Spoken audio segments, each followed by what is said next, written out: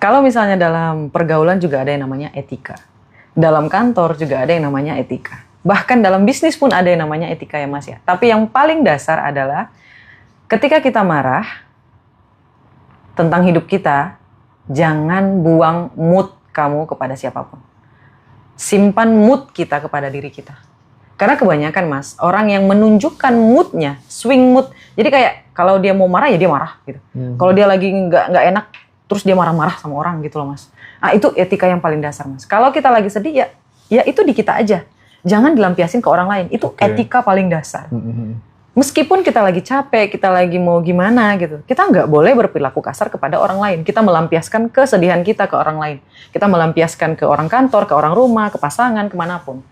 Itu etika yang tidak bisa dilanggar. Kalau kita sedang sedih, simpan, senyum. Itu etika. Yang kedua, ketika kita berhadapan dengan orang yang jauh lebih hebat daripada kita, just keep silent.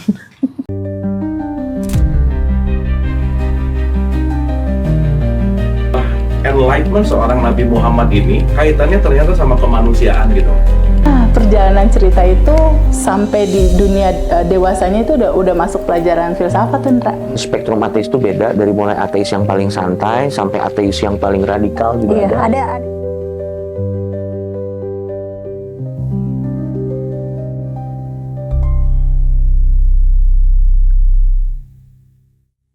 Gara-gara ngomong LOE aku jadi ingat ya, kadang kita tuh ketika sudah berada pada kondisi yang ideal itu artinya yang sudah tidak terbebani oleh luka-luka batin dan lain sebagainya itu ketika menginginkan sesuatu gitu, sebut saja misalnya mobil gitu. Iya. Itu nggak tahu kenapa ya sih ya, waktu aku pengen tambah mobil yang ini gitu, tiba-tiba di tol gitu disalip, atau kalau gitu kita nyalip, atau pas parkir sebelahnya gitu, dan itu sering bolak-balik gitu. Atau pas buka HP muncul iklannya. Iya bisa jadi. Tapi bener real case-nya banyak kayak gitu, tapi ya nggak terjadi ke banyak orang juga sih. Iya. Tapi aku kemudian kira kenapa ya?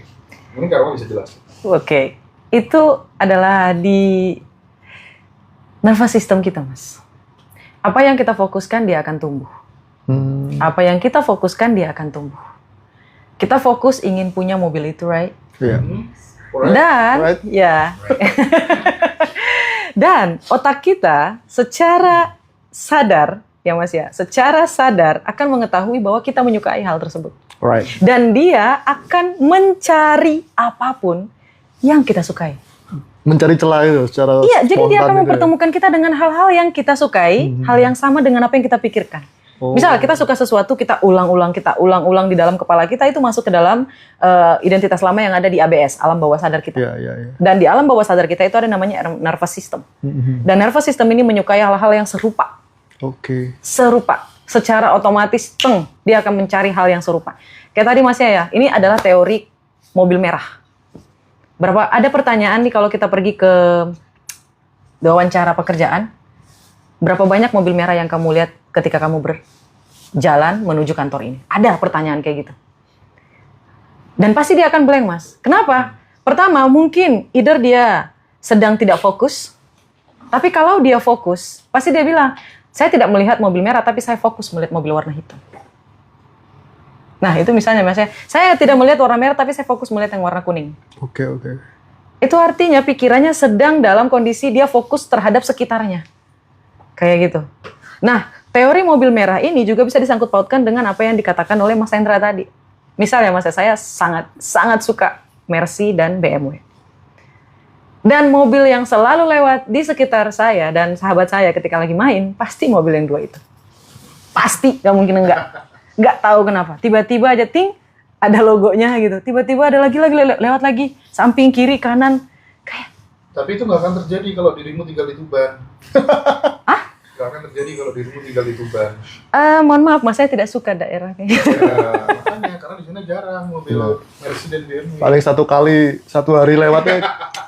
Tapi saya di kota saya lewat loh Mas. Oh gitu. Kota saya kan jauh banget ya Mas ya, Sibolga loh.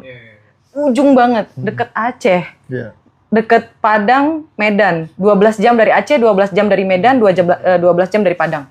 Ada loh Mas yang naik BMW, dan saya kaget kok bisa ini BMW ngikutin kemana-mana. Why? Dan saya setuju sama masnya bilang kayak gitu. Buat teman-teman nanti akan ngerasakan ketika energinya udah naik, ketika memikirkan sesuatu, fokus sesuatu, kayak voila, kayak gitu loh mas. Aku pernah lihat kontenmu yang nyobain mobil BMW. Oh my god, itu ajaib banget mas, sumpah. Dan aku pun juga dulu tuh masih apa tuh namanya, kalau misalnya dilihatin sama temen tuh uang puluhan ribu dolar, ratusan ribu dolar, itu kayak awalnya tuh kayak wah itu kan kamu. Oh I Aku kayak see. masih jauh deh ke sana gitu. Tapi karena semakin sering dilihatin, semakin sering dilihatin, bahkan nih Mas Hendra lihat nih pengeluaranku bulan Oktober ini 1,3 M. Ini hanya untuk jajan dan beli buku, beli kelas-kelas saja Mas. Dan itu rutin ditunjukin semuanya gitu ya. Subhanallah. Terus aku lihat terus sama Habib, sama Mbak Dinda, sama teman-teman yang lain, sama Mas Rozi gitu ya. Kenalin dong mas.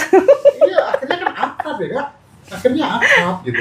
Ya Allah, Dan aku subhanallah. ternyata dan itu sangat membantu sih Kak Romaya. Banget mas. Kita punya pengalaman yang sama soal itu mungkin barangkali. Banget mas. Mm-mm. Dan itu ditawarin langsung loh mas. ABS kita akrab. Alhamdulillah. Iya. Itu juga keajaiban itu mas, ketika saya nyoba yang BMW itu. BMW yang dicoba itu juga BMW seri lumayan lah. Seri 7 kalau nggak salah. Ah gila itu luar biasa. Saya sampai nangis loh itu mas, tapi cuman saya nggak upload aja gitu. Sampai ditawarin, mau keliling lagi nggak mbak? Tapi sepakat loh mas. Aku dulu pengen punya mobil, sering ke dealer loh aku test drive. Padahal nggak punya apa-apa. Serius loh. Ah tuh, Lama-lama kan dapat kok bisa beli mobil gitu loh. nggak paham kan mas ya Nggak gimana paham. caranya ya mas? Serius, motor pun kayak gitu aku. Sering ke dealer test drive motor. Ya, nyatanya kan bisa kebeli gitu. Ah iya memang Nggak tahu. betul. Saya setuju mas, setuju banget malah. Benar. Dan aku kalau sudah kayak mulai malas kerja gitu, ya motivasiku adalah Porsche. Kita beli Porsche. Subhanallah. Kepala gini Ini maksudnya. udah mulai malas kerja gimana sih? Oh, iya. Bukain mobilnya gitu. Sebagai semangat aja sih ya. Nggak melulu Civic aja. Lewat ya sih. Lewat. Masya Allah. Motivasi buat teman-teman muda. Kita sama-sama benar-benar mulai dari nol, tumbuh dari bawah gitu ya. Dan kita ingin membersamai khususnya adik-adik kita yang memang berangkat dari keluarga yang mohon maaf kurang mampu, ingin melunasi penderitaan orang tuanya. Kita ingin menemani dengan konten-konten seperti ini gitu ya. Betul betul. Ya bagi teman-teman yang omsetnya udah bermiliar-miliar, jangan dengerin konten ini ya. Jangan dengerin konten ini. Itu bukan untuk Anda, salah alamat gitu ya. Ya. Tapi kalau mencari kebahagiaan gimana mas? Boleh dong nonton di sini. Boleh ya mas ya? Oke. Mas Roji gimana? Ada pertanyaan nggak? Pernah nggak Mas Roji itu selalu kemudian misalnya dalam berpartner gitu ya, selalu ketemu partner yang busuk gitu. Oh, sempat. Dan itu berulang terus gitu. Waduh, gimana? Jadi beberapa kali itu kan kita belajar bisnis ya, sembako apa itu. Tapi ketemu orang yang memang fake gitu, palsu banget. Jadi agennya juga fake, terus di pabrik juga ketemu orang fake kayak gitu-gitu itu kok bisa seperti terulang-ulang tuh gimana? Iya. Jadi kalau bisa sekalian di breakdown aja. Baik, Mas. Kenapa Rozi itu kok hidupnya sering sial? Itu aja deh intinya ya. Gak usah, pokoknya banyak aku melihat, karena aku saksi sendiri gitu. Serius ya, aku nih pernah ya di satu momen tuh bener-bener pengen dukung totalitas Rozi. Serius, aku sempat demi apapun aku berani bersumpah. Aku sempat mau ngeluarin ya tidak sedikit uang sebenarnya. Tapi karena melihat perilakunya Rose, aduh ini orang gimana sih? Aku mikir-mikir akhirnya. Dan ternyata prediksiku bener gitu. Oke. Jadi, gimana sih caranya ngatasin orang yang sering sial hidupnya gitu? Mudah-mudahan setelah denger ini, Rosie hidupnya jadi lebih beruntung terus gitu. Mas Roji ngerasa sial kah? Bagian dari hidup aja sih. Sering nabrak. Jadi saya tafsirkan itu bagian dari perjalanan hidup aja. Tapi sekarang ya enggak sih. Nyatanya kan banyak rezeki juga. Ya, Oke. Sekarang inilah ya banyak berubah lah ya. Banyak berubah. Tapi minimal kalau di breakdownnya ini bisa jadi pembelajaran buat sahabat-sahabat Ya. sial. Ya. Baik, ini kita ngomongnya Mas Roji yang kemarin ya. Masa lalu ya. Ya. Identitas lama. Ya, betul. Right? Right. It's okay. Ya Allah ya Rabbi. Terus misalnya nih Mas ya, di masa lalu Mas Roji, Mas Roji selalu menganggap kok aku sial terus ya. Perkataan ini adalah energi. Oke. Omongan itu terulang-ulang di identitas lama kita di alam bawah sadar, right? Terus nanti dia, nervous system kita akan menganggap, oh ini orang suka penipuan apa? Oh ini orang suka sial. Oh ini orang menerima aja gitu. Oh ini orang tidak ada niat untuk berubah. Oh ini orang tidak ada niat untuk ngasih banderi. Oh berarti dia suka ditipu. Oh berarti dia naif. Oh dia suka hal-hal yang bikin dia naif.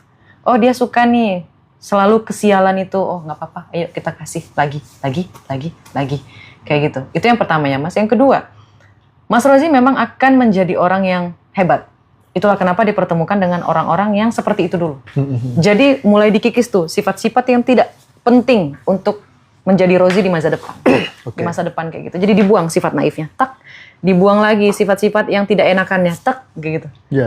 Dibuang lagi sifat-sifat yang teledornya kayak gitu, yang tidak menghargai waktu, tidak menghargai yang dimiliki yang sekarang, itu dibuang. Dikikis jadi kayak dipahat menjadi Rozi yang baru, kayak gitu. Itu yang kedua. Dan yang ketiga, agar Mas Rozi hatinya lebih lapang dan bertemu orang yang jauh lebih baik ketika Mas Rozi tumbuh menjadi baik. Kayak gitu. Itu ada beberapa titik-titik kayak gitu. Karena kan kita manusia ini kan banyak jenisnya. Jadi kita teman-teman bisa lihat di titik mana nih. 1, 2, 3 di poin mana teman-teman bisa lihat. Oh aku ada di poin 1, di poin 2, di poin 3. Kayak gitu. Kalau saya ya Mas. Oke. Memang iya Mas ya. Aku dulu itu gampang gak enakan ya. Ngapa-ngapain orang mesti tak iyain. Iya, dan mau lakoni. Ini nggak enakan. Iya Mas. Dia orangnya gampang banget sebenarnya. Ji, kalau kerjakan ini ya, siap. Tapi kadang teledor dia, karena banyak yang diiyain. Sebenarnya nggak enak Mas, cuman nggak bisa nolak gitu loh Mas. Iya, nggak bisa nolak. Akhirnya iya, berjatuhan jadinya. Iya. Jatuh jadi nggak bisa. Harusnya kan udah ada di tangan. Aduh, mohon maaf ya Pak, kepenuhan di tangan saya. Mungkin di lain waktu. Berarti dari sana saya belajar. Nah kan tuh. Dari sana saya belajar. Sekarang sudah punya partner hidup, teman-teman hidup. Jadi sekarang sudah berani menolak tidak. Gitu. Oke. Jadi saya tidak berani memaksakan apa yang saya tidak bisa lakukan. Dalam artian keterbatasan waktu terutama. Baik. Dan berubah ya Mas ya. Setelah sifat itu tidak ada lagi, itu semakin berubah. Jadi karena nervous systemnya sudah mengira, oh Mas Roji udah nggak suka nih hal-hal yang kayak gini. Ya udah dia nyari peluang jadinya. Jadi saya sekarang sudah hilang rasa takut nggak enak atau nanti dibenci temen atau apapun. Tapi saya lebih memperhatikan diri dan keluarga saya sendiri. Betul. Berarti dimulai dari berani ya Mas? Berani. Tuh teman-teman, berani. Awalnya saya nggak berani menolak itu. Takut nanti saya dijauhi, nggak enak. Iya. Terus salah paham kan gitu. Betul. Sekarang apapun kalau memang saya sudah tidak mampu, dalam artian entah itu masalah waktu dan lain sebagainya, saya harus berani ngomong tidak. Betul Mas. Berani dulu. Dan ini saya diskusi sama istri. Gimana ya caranya? Karena ini yang minta ini keluarga misal. Bisa. Ya ngomong aja tidak. Ngomong aja nggak ada misalnya gitu. Kalau nggak ada ya nggak ada. Dulu nggak bisa seperti itu. Bahkan saya di Surabaya, Tuban itu hampir setiap minggu saya pulang. Jadi pekerjaan ini chaos akhirnya. Aduh. Fokusnya hilang dong. Hilang ya, serius. Karena saya nggak bisa menolak siapapun itu. Apalagi keluarga kan gitu. Baik. Nah sekarang mungkin berapa bulan baru pulang. Kayak gitu. Terus Karoma, salah satu variabel keberhasilan banyak orang itu kan mau nggak mau kan ada yang namanya etikabilitas, ada yang namanya etika. Betul. Punya skill sehebat apapun kalau kamu nggak bisa dipercaya orang, berarti kamu buruk ya kamu akan dibuang banyak. Betul Mas. Nah bagaimana mentransformasikan ini urgensi dari etika ini buat anak-anak yang masih muda gitu? Karena menurutku ini sangat penting sekali gitu. Kalau misalnya dalam pergaulan juga ada yang namanya etika. Dalam kantor juga ada yang namanya etika. Bahkan dalam bisnis pun ada yang namanya etika ya Mas ya. Tapi yang paling dasar adalah ketika kita marah tentang hidup kita, jangan buang mood kamu kepada siapapun. Simpan mood kita kepada diri kita. Karena kebanyakan Mas, orang yang menunjukkan moodnya, swing mood. Jadi kayak kalau dia mau marah ya dia marah gitu. Kalau dia lagi nggak enak, terus dia marah-marah sama orang gitu loh Mas. Nah itu etika yang paling dasar Mas. Kalau kita lagi sedih ya itu di kita aja. jangan dilampiasin ke orang lain. Itu etika paling dasar. Meskipun kita lagi capek, kita lagi mau gimana gitu, kita nggak boleh berperilaku kasar kepada orang lain. Kita melampiaskan kesedihan kita ke orang lain. Kita melampiaskan ke orang kantor, ke orang rumah, ke pasangan, kemanapun. Itu etika yang tidak bisa dilanggar. Kalau kita sedang sedih, simpan, senyum. Itu etika. Yang kedua, ketika kita berhadapan dengan orang yang jauh lebih hebat daripada kita, just keep silent. Ya. Meskipun kita tahu apa yang dia omongin, just keep silent, just smile. Dan gak usah dibantah. Kayak gitu loh. Kita pernah belajar sama seseorang ya. Terus orang itu sudah memberikan banyak hal kita secara transformasi knowledge gitu. Terus suatu ketika kemudian kita tahu kelakuan yang buruknya dia gitu. Nah, karena waktu itu saya benar-benar pegang etika gitu ya, meskipun aku tahu itu saya nggak pas, tapi saya nggak mencoba untuk menjelek-jelekan. Oh iya. Iya. Guru saya dan saya belajar yang bukan itunya, yang bukan negatifnya itu, saya ngambil positifnya Betul. aja. Barangkali karena ilmu saya aja yang belum nyampe, sehingga saya nggak perlu kemudian untuk menjelek-jelekan beliau gitu. Betul, Mas. Nah, makanya dia kalau misalnya ada sesuatu hal yang nggak cocok, nggak perlu teman-teman jelek-jelekan dan lain sebagainya gitu. Karena hukum kausalitas bermain nih kayak. Iya. Dan yang ketiga itu jadilah orang yang bisa dipercaya. Yang keempat, jadilah orang yang tepat janji. Yang kelima, mohon maaf, mungkin tadi saya ngelanggar, Mas. Saya agak telat karena memang lagi hujan. Saya konfirmasi kok, dan itu keren. Karena kemarin ada orang skillnya tuh luar biasa kan? Skillnya luar biasa. Aku nggak sebut orangnya ya. Iya. Skillnya istimewa, temennya artis-artis gitu. Tapi dia sering geser kalau janjian sama orang. Oh, I see. Iya nggak, Beb? Nah, tahu kan, Habib tahu kemarin. Konsekuensi logisnya adalah secara rezeki, soal itu saya. Dia masih bingung. Bahkan ya mendekatin kita gara-gara itu. Itu gara-gara itu ya. Jadi ini pelajaran buat semuanya gitu. Ya. Skillmu sehebat apapun, tapi kalau kurang bisa dipercaya. Iya, betul, Mas. Iya kan? Iya. Etika kan, balik Iya, lagi. itu etika dasar. Dan saya selalu mengusahakan bagaimana caranya. Lebih baik saya yang menunggu daripada saya yang ditunggu. Kayak gitu loh, Mas. Makanya dalam ilmu marketing katanya kan kalau kamu pengen sukses jualan gitu kan, satu kamu harus dikenal banyak orang, dua kamu harus disukai banyak orang, dua ini udah lumayan loh. Tiga, kamu kalau bisa dipercaya banyak orang, barangmu nggak pakai bagus loh. Laku. Karena kamu udah dipercaya sama banyak orang. Itu rumus soalnya. Iya, betul, Mas. Harus tepat janji. Itu etika dasar sih. Dan itu harus dilatih ya Kak ya? Harus. Juga, ya? Yang paling sulit itu adalah keep silent. Kalau yang lainnya mudah dilakukan, cuman yang paling sulit adalah keep silent. Karena terkadang kita kayak, enggak kayak gitu. Bayangin aja, Mas, kita harus melatih bagaimana ekspresi wajah kita, bagaimana melatih intonasi suara kita. Bukan berpura-pura ya, Mas. Ini kayak kita mengosongkan cangkir kita nih. Kita nggak tahu apa-apa. Kita ngedengerin orang, oh, I see. Terus kita bandingin dengan ilmu kita. Oh iya, ada yang salah nih. Nanti dimasukin, digabungin. Terus jadi puzzle, masuk. Nambah lagi ilmunya. Kayak gitu loh, Mas Hendra. Kalau menurut saya sih nggak ada ya orang yang lebih hebat daripada, bukan maksudnya setiap orang itu sama, ada kehebatannya masing-masing. Kayak gitu. Saya sih setuju yang itu, Mas Hendra. Kalau arti personal branding untuk sebuah kesuksesan gimana?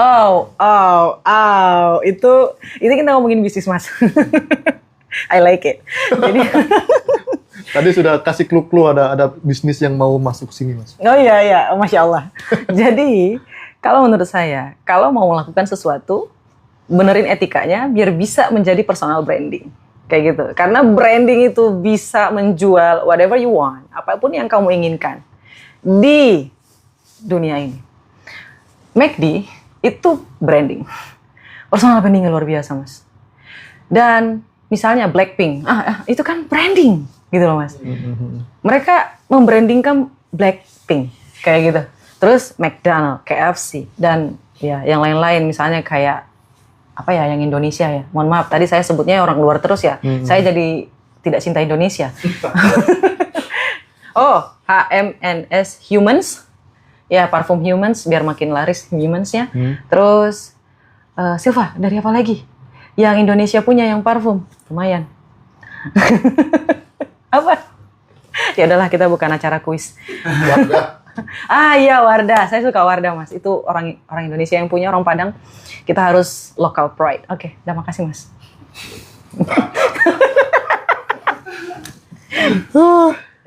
Siapa yang tahu tiba-tiba masuk Wardah gitu ya, Mas? Boleh. Iya kan? Jadi nambah, Masya Allah, amin. Dan Ngagi Rosa mulai dari 2017, yaitu benar-benar bangun branding. Kita kasih aja. Gak pernah jualan dari dulu. Iya. Iya ya, Mas ya. Saya lupa nyebutin Ngaji Roso juga personal branding, guys. Orang peka nih ya. Iya, maaf ya, Mas ya.